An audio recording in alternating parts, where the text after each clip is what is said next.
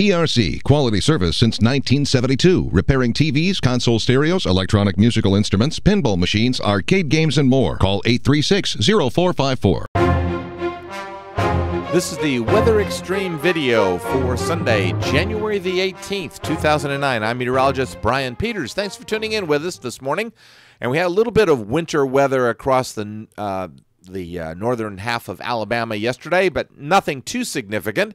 Thanks to Mike Wilhelm for sending in this picture. I think this is near the Lacan-Vinemont exit on Lacan Mountain there, and certainly appreciate that. And I thought I'd show you the temperature trace from my weather station.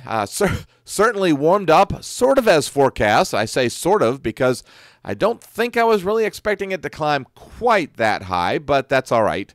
I am happy to see the warmth come back.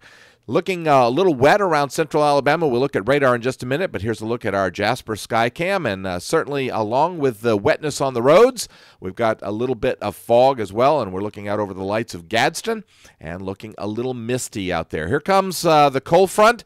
It's actually into the northwest part of Alabama. A little hard to find an exact spot since it's a frontal zone. And that is certainly going to bring us another shot of colder air. Here's the upper air pattern overlaid on the water vapor imagery. And we're just kind of stuck with this long wave trough position over the eastern half of the country. Now, temperatures this morning, not quite as cold as we saw the last couple of mornings. And certainly that warming trend really came in overnight very nicely. A little closer to home, here are temperatures generally in the 40s across the central part of Alabama, but we're a little cooler in the Tennessee River Valley with some upper 30s values there. And I mentioned radar. Looks like much of the rain is clearing central Alabama. We still got one little band that is with the frontal zone, and it's rather scattered along that band. And I think for the most part, most places in central Alabama received about less than a tenth of an inch. I know at my house only 0.03, so not a lot to write home about. Winter weather advisories in the Appalachians for freezing rain. That's what most of that is, and certainly causing some problems in that area, plus up around New England. QPF, not much forecast, and it looks like we're going to have the rain that's getting out of here this morning, and that's not going to produce much. And then we have another shot at some precipitation Tuesday, and that's probably going to be in the form of snow flurries. All right, let's get to the 06Z GFS model run. And here is the 500 millibar pattern for today, and you can see the little vorticity lobe coming through the bottom of that trough. And then another one back up over there, looks like near Sault Ste. Marie, Michigan, and that will be bringing some weather our way on Tuesday. And here is the surface map for today, and you can see the 540 line down around Birmingham as another shot of colder air comes in. I think most of the precip will be out of here by midday, by noon or so.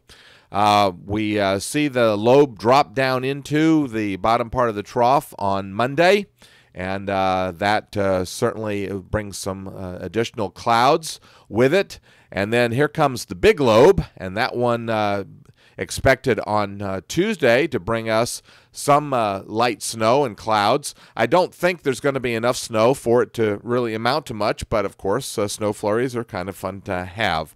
The trough finally gets off into the Atlantic on Wednesday, and that signals a pretty substantial warm-up, not Wednesday, but on Thursday. And you can see the 540 line using that as a guide up around Knoxville, so the warming begins in earnest. The pattern really flattens out by Thursday, and that, of course, means that we're going to be much warmer. And notice the 540 line way up there into Pennsylvania. So that means by Thursday, we might be pushing the 60-degree mark.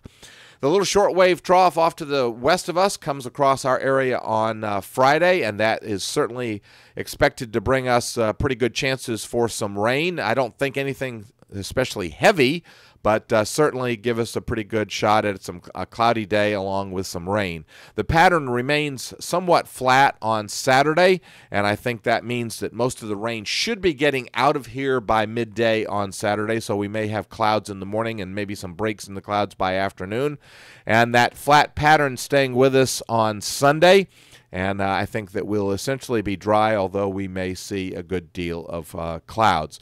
Now, getting out into Voodoo, here comes another system around the 29th, and once again taking on a slightly different look, but that looks pretty wet.